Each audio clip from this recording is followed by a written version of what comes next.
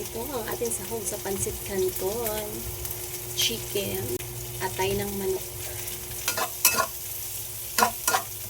Lagyan na natin ang chicken.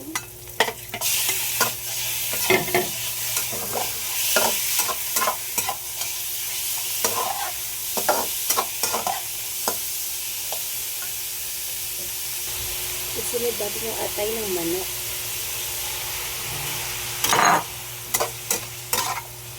Mas maraming sahog, mas masarap. Saka ilagay natin yung toyo.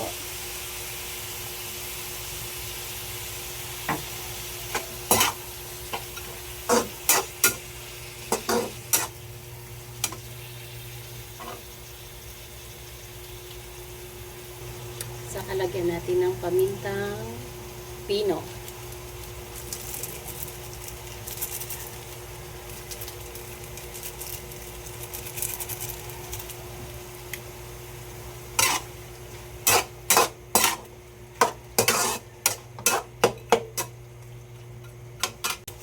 Lagyan natin ng magic syrup. Konti lang guys. Huwag sobrang marami.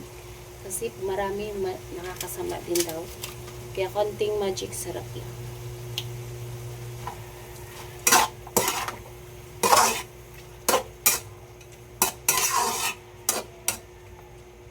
Ayan. Takpan muna natin.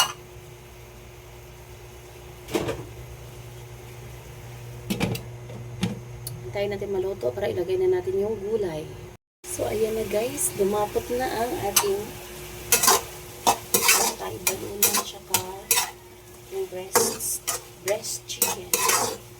Chicken breast. Balik pa din. Lagay na natin yung repolyo natin.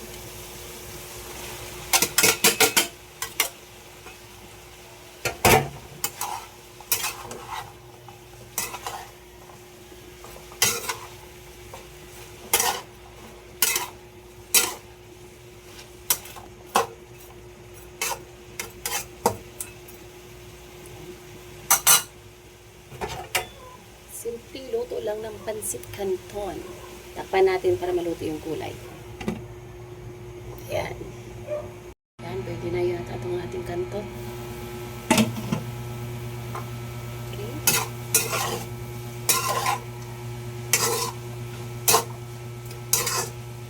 Ayan, pwede na. Hindi natin i-overcook yung gulay para masarap. Tanggalin na natin siya. Set aside na natin.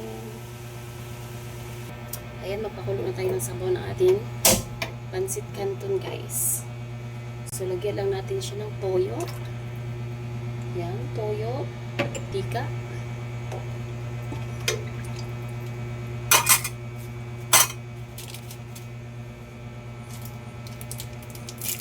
So, lagyan natin ng isang chicken cubes.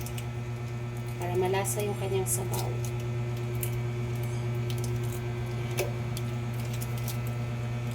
Pakuluan natin siya guys. Bago ilagay yung canton. Yan, kumulo na yung tubig guys. Lagyan na natin yung canton.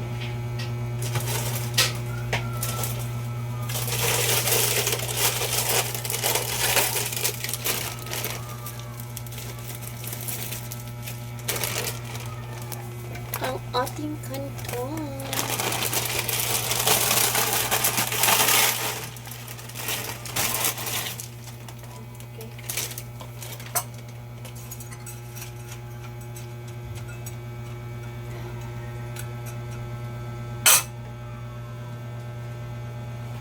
Lagyan natin ng konting tuyo.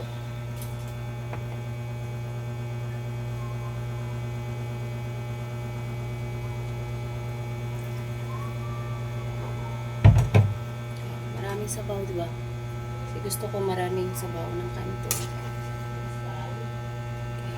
Takpan ulit natin. Okay. Lagay na natin yung kanyang gulay guys. Kanyang sahog.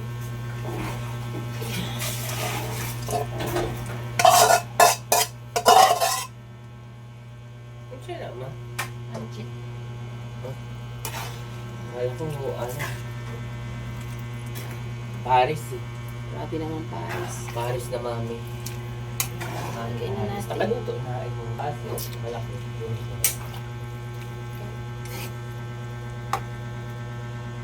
Ayan, luto na yung ating kanton, guys. Mamaya wala nang sabaw yan. Nagsisip-sip na siya. Ayan.